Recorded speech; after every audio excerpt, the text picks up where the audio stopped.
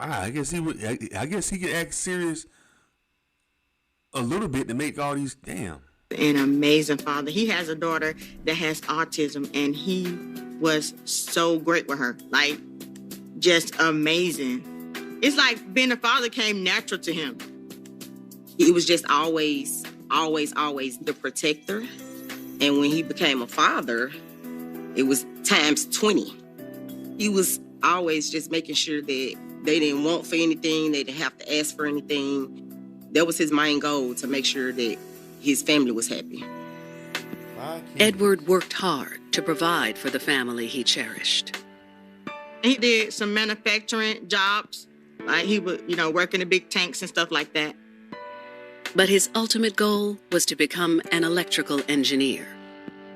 He had a love for science and being an engineer. He was amazing, like so smart. However, Edward's upward trajectory would be tragically cut short. On January 10th, 2013, 60-year-old Ella Lay is making an urgent call to 911 after receiving word that Edward has been shot inside the home of her granddaughter, Carmisha Lay. Carmisha is panicked. She's confused. It's a really horrible time. Minutes later, first responders arrive at Carmisha's residence, where she and her grandmother are waiting outside. They're both still very shaken up. Wow. Carmisha lets them know frantically that Edward's in the bedroom. First responders cautiously make their way inside the home. The first responders go in and they find Edward unresponsive on the ground. Oh. Edward is wearing only underwear and appears to have been shot once in the abdomen and once in the head. Oh, wow. When they checked Edward, sign of life, they checked his pulse. He was not breathing. He's gone. They find out there's nothing that they can do to bring him back. Damn. There's so many unanswered questions. First being, how did Edward end up in this situation? Right. And what happened? Messing with a trifling female. We about to find out. Hit the thumbs up button. As the sun comes up over Chattanooga, detectives arrive and begin processing the crime scene. They see this young man lying a few feet from the bed and lying in blood, but they didn't see a weapon. The police found one bullet under Edward, one bullet lodged in the wall, but there are no shell casings. The fact that there are bullets but there are no shell casings, it means that somebody's probably disturbed the crime scene. They tried to clean it up. Mm-hmm. She did. Were the assailants attempting to rob the house that night and panicked when Edward caught them in the act? They're expecting that there was pretty much a home invasion that had gone wrong. And they wanted to figure out some evidence to determine if there was any forced entry. There's a lot of things that go into a home invasion. The door may have been broken in, a window shattered. You're looking for missing items. After a thorough search of the home, authorities can't find anything out of place. It's Carmisha's home. Nothing of Carmisha's is missing. No jewelry, no money, no trophies, no silverware, nothing. Her wigs are even still there. The only thing that was taken was Edward's wallet. And of course, this raised questions for detectives. This was just a random robbery. Why wasn't anything else taken from the home? For detectives, there's one person they need to speak with immediately. Carmisha. And that's 24-year-old Carmisha Lay. Carmisha ass. She was the only surviving witness from that night. They wanted to know more about what she saw. If Edward She did it. That's why. Her ass set it up. That man was knocked out asleep. Glenn's death wasn't the result of a robbery gone wrong, then what was it?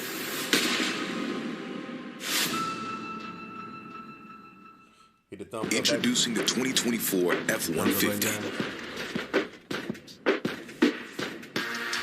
Carmisha explains that she invited Edward over to hang out, to spend some quality time together. Carmisha and Edward were lifelong friends. They've known each other since they were 16 years old. They even dated on and off for years before officially calling off the romance in 2010. Edward showed up at Carmisha's place around midnight after getting off work. They hung out for a while, just talking and enjoying each other's company. She admits they smoked a little bit of weed. Carmisha says that eventually, old feelings began to resurface, and the two couldn't resist each other. One thing led to another. Things became romantic. Things became really intimate. They had sex. They ended up falling asleep and cuddling together. Until they were awoken by a sudden commotion.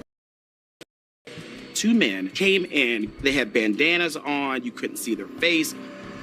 They pushed Carmisha against the wall and held her by her throat. Meanwhile, the other assailant turned his attention to Edward. He went and he attacked Edward. He hit Edward multiple times with the gun, and he demanded money. Edward was willing to give them the money. He gave them the wallet. So Carmisha says she was completely shocked when one of the assailants fired his gun.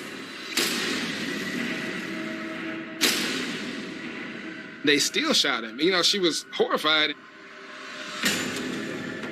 After that, the assailants fled the scene, and Carmisha knew she needed to get Edward help quick. That's when she ran across the street to her grandmother's house and made a call to 911. However, detectives have their suspicions about Carmisha's story.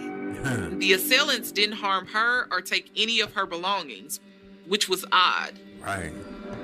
When a robbery takes place, there are some things that you expect. And in this situation... That's why they sniffing around. They know it's a setup. They smell a setup. That's exactly what they smell. They smell a setup. Hit the thumbs up button, guys. Let's go ahead and get back into it. They were really puzzled how the robbers came in and they robbed Edward, attacked him, but they really didn't do anything to Carmisha. Carmisha is physically unharmed.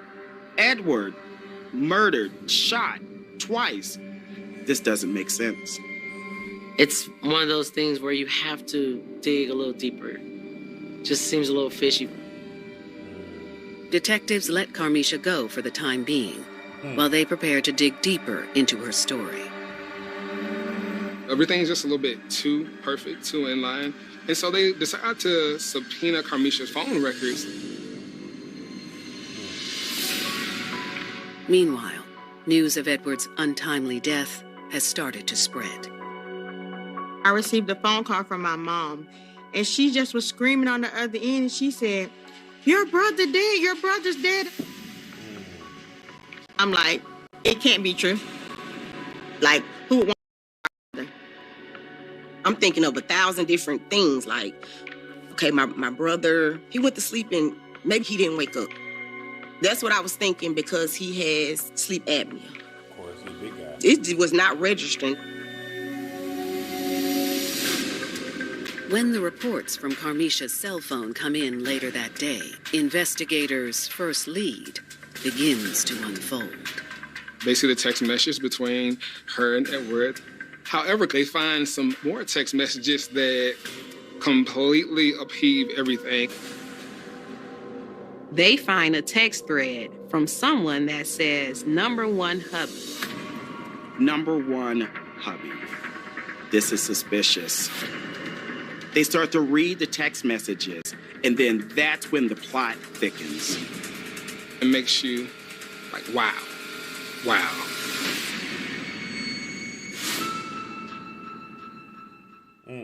Only the Sleep Number smart bed lets you each choose your individual.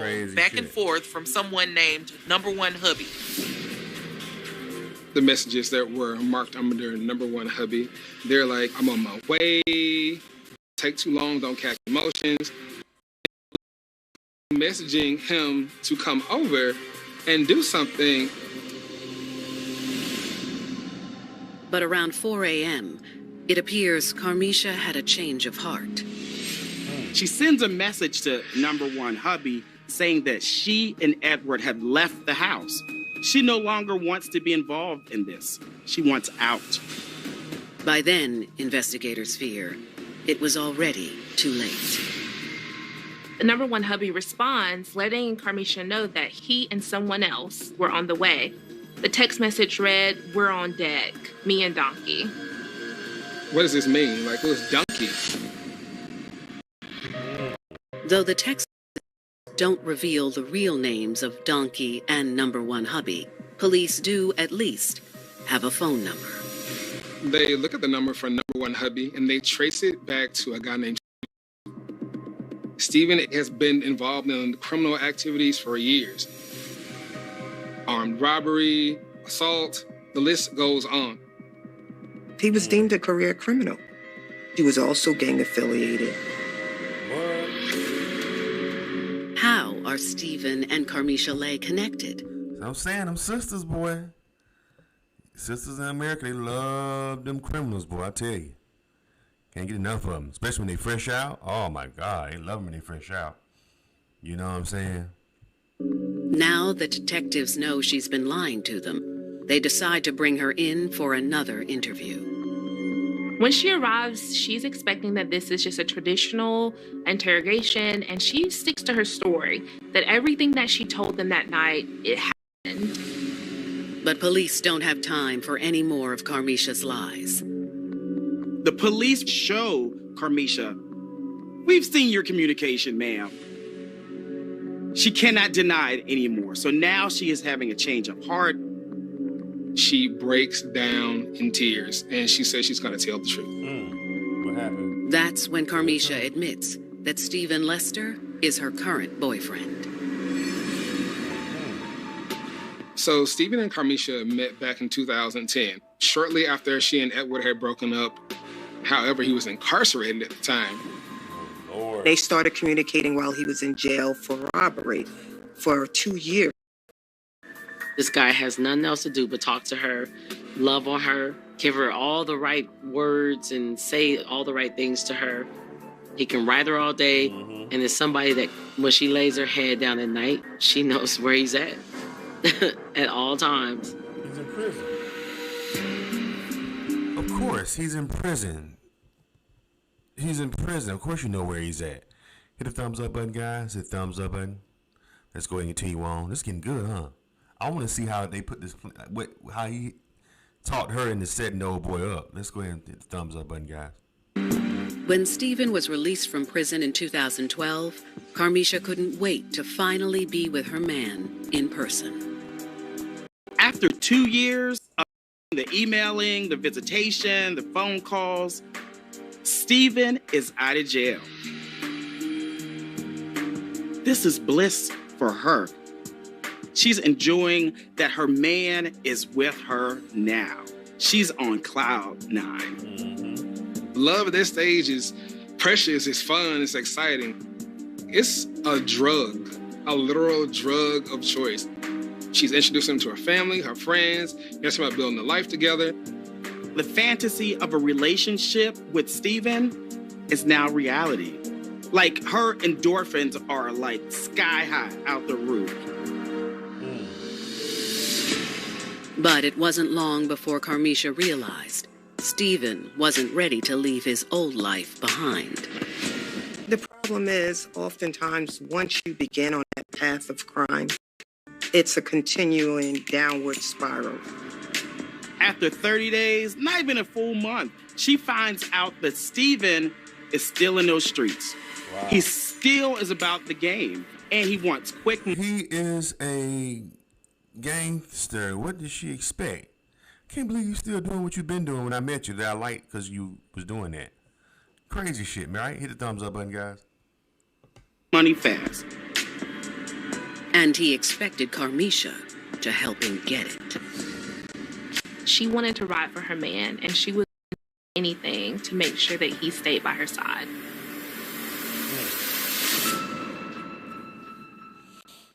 Here's your Little Caesar slice. Really, really crazy.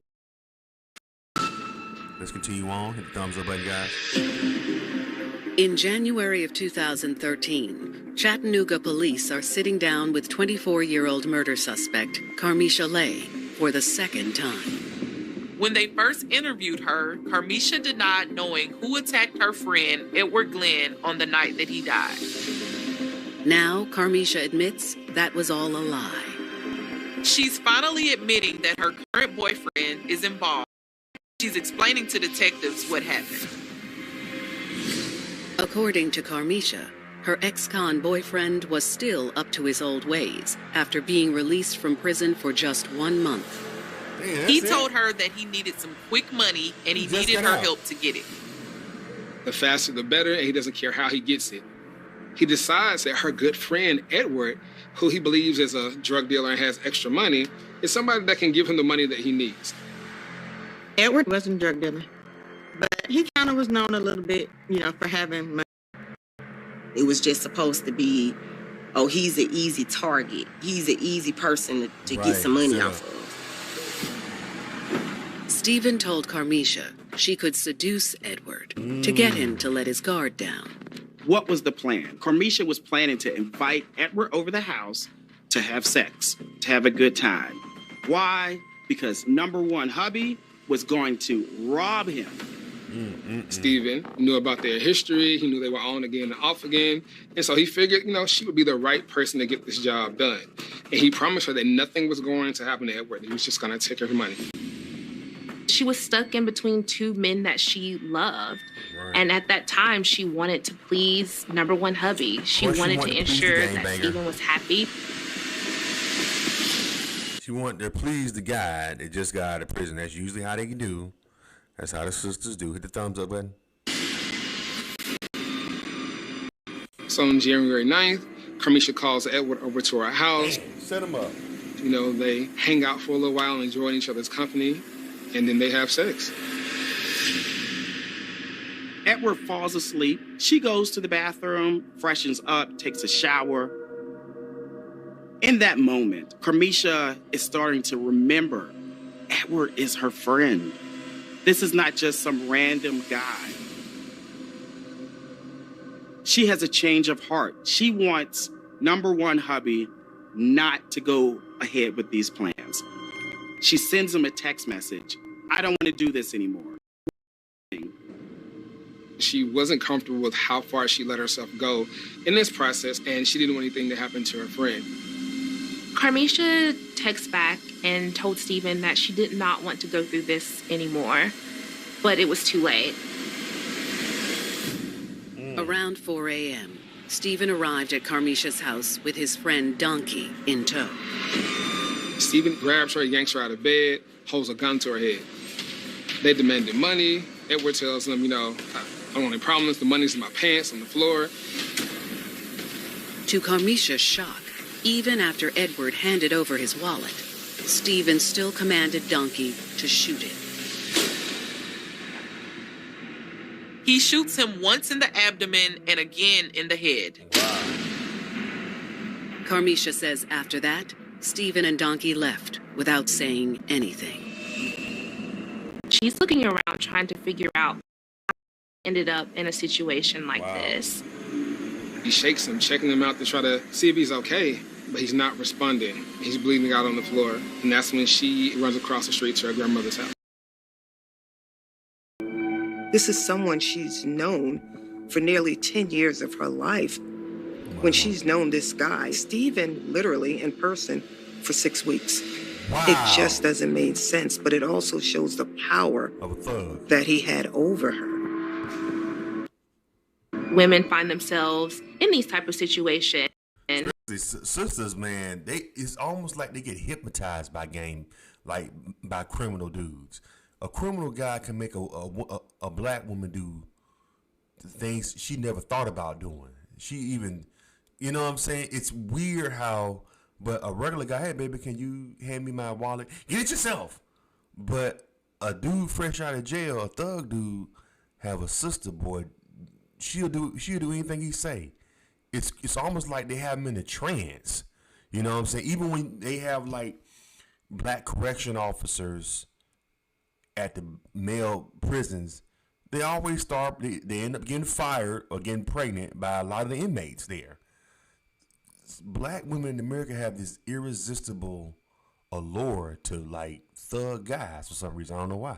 It's because they fall in love with these men that love bomb them. They manipulate them and begin to play mind games with them and have this possession or control. And at some point, you start acting out or doing things you would never do in this name of love. Kamisha realized things went too far and pretty much admitted everything she needed to admit to the detectives. Put her ass However, in jail. Carmisha insists she has no idea where Stephen or the masked companion she only knows as Donkey could be.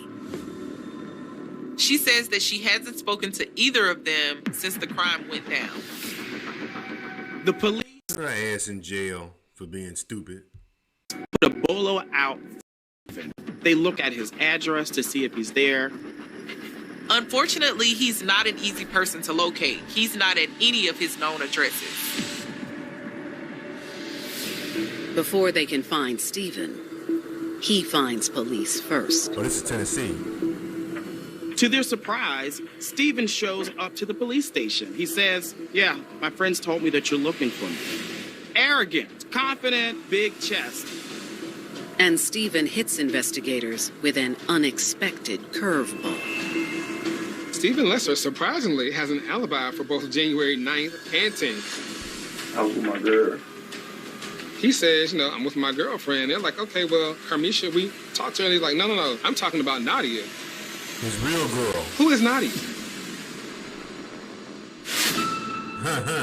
His real girl. That's who he was with. Hi, we're Visible. We're the wireless company with nothing to hide. You know what I'm saying? The whole time. Seriously, hidden fees. We don't have them. And Stephen put her up to the robbery that ultimately killed Edward.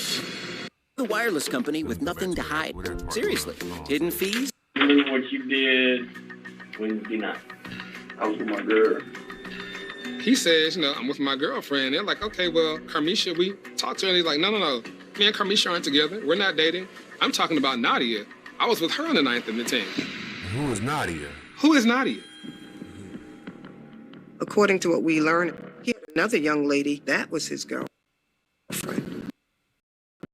Tells detectives a woman named Nadia Jones is his real girlfriend. And that? Carmisha, who he refers to as Peaches, was only a fling.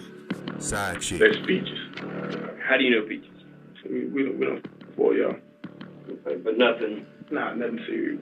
Y'all weren't ever, never together, no. He denies the relationship. Hood niggas, hood street cats be knocking black sisters off, boy. Left and right.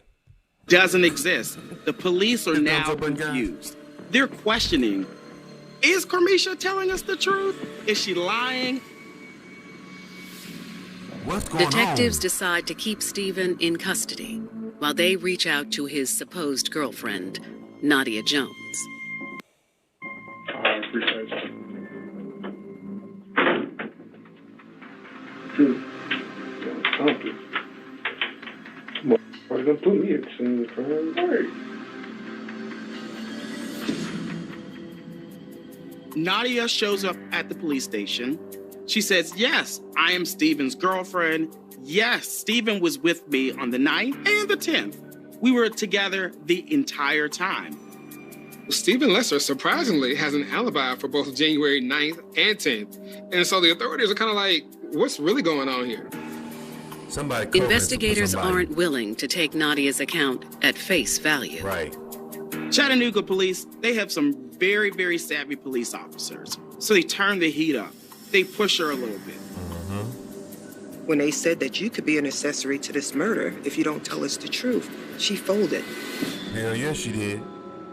She told investigators that Stephen Lester actually was not at her home at January 9th and that he didn't arrive until January 10th, way later in the morning.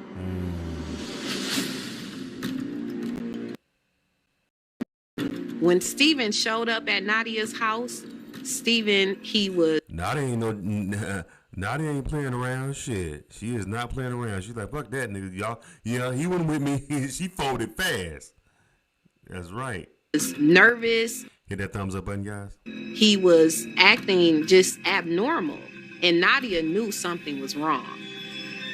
He said, listen, if you're questioned by the cops, you tell them I was here the nights of the 9th and the 10th.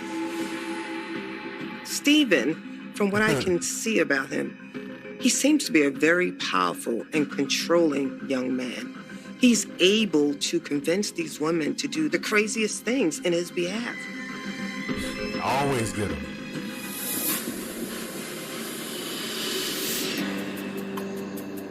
Nadia states that she doesn't have any more information for the police after that. She says she doesn't know where he was or what he was doing, but she just knows for sure he was not with her. It's a fact that's supported by the text messages between Carmisha and Stephen that night. The text messages clearly showed that he was planning on showing up at Carmisha's house around the time of the murder. Wow. Armed with Nadia's admission, police sit down with Stephen once again. We talked to her. What'd she say? I'm gonna be straight with you, because you seem like a pretty intelligent guy. You did some time already, right? Yeah. So you know the game just as well as I do. I've been doing this for a little while. Right. It's not looking good for me. The police say, listen, Nadia gave you up. You were not there with her. You no longer have an alibi. Stephen isn't fazed. Stephen is as confident as ever. And he's just like, I'm sticking to my story. This is what happened. He doesn't deviate at all. Yeah, I ain't got nothing on me, but I ain't did that. The arrogance of this man, the confidence that he has, this guy is a master manipulator.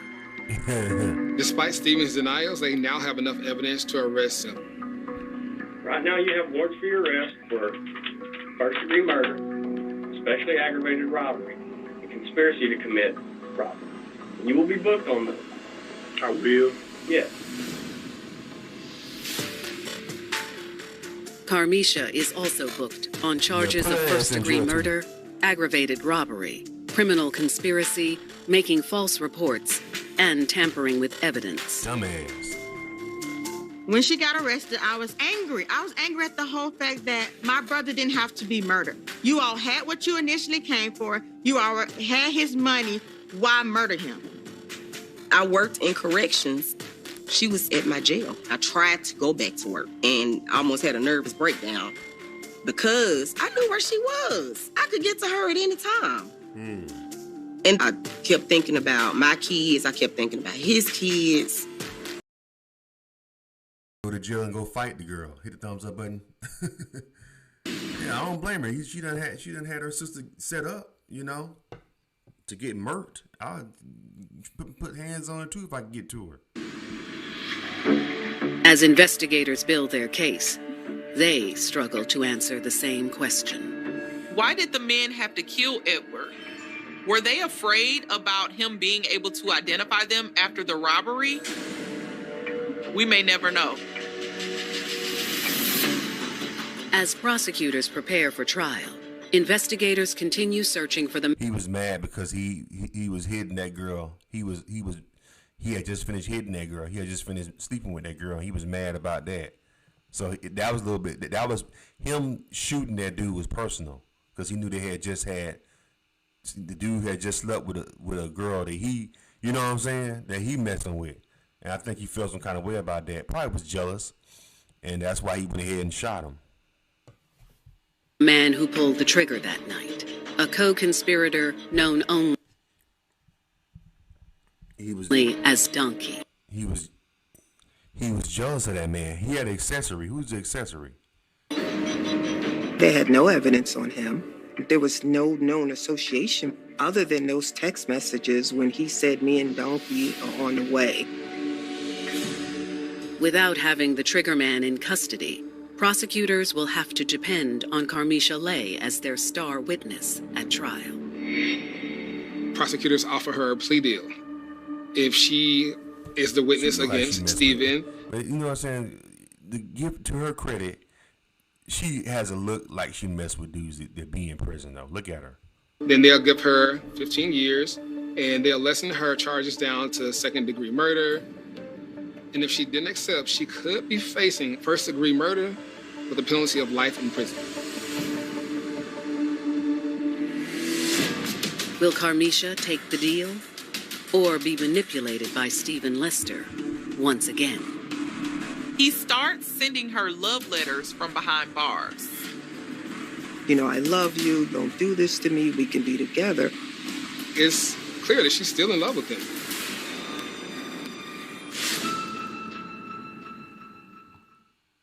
When you have big plumbing problems, you need Superhuman Solutions. Comes in waves. You have your good days, you have your bad days, but I would say my family, we ultimately rely on the Lord. We have to pray a lot because it still hurts and it will hurt. Like, I know years and years and years down from now, I will still miss my brother. You have to allow yourself to feel those feelings. Scream. 5 kids don't have a father now because of a skinless ass heifer. 5 kids don't have a father now because of a skinless, ratty, skinless ass broad. You know what I'm saying? 5 kids don't have a father because of a skinless ass heifer. Straight up. You know what I'm saying? And that's really sad. Scream, cry, do whatever you need to get yourself through that moment, but just keep pushing. That's sad as hell, man. That was so sad. You know what I'm saying? They ain't got no father because this stupid ass broad had that man set up because she wanted her thug nigga. You know what I mean? What y'all think, man? Leave your comments, hit that thumbs up, and subscribe to the channel. Appreciate it.